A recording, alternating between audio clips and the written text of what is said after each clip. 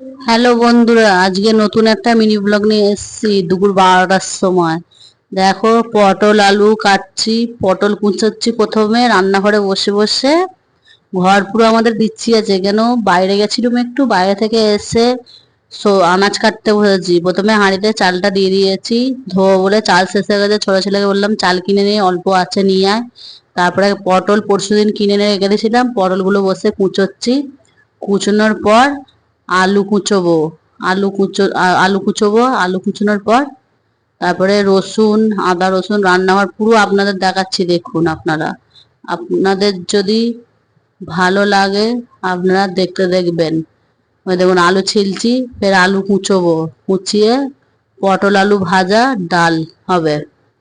আর কিছু না। আপনাদের যদি এই ছোট মিনি ব্লগটা ভালো লেগে থাকে, লাইক করবেন, শেয়ার করবেন, কমেন্ট করবেন আর সাবস্ক্রাইব করবেন আপনারা।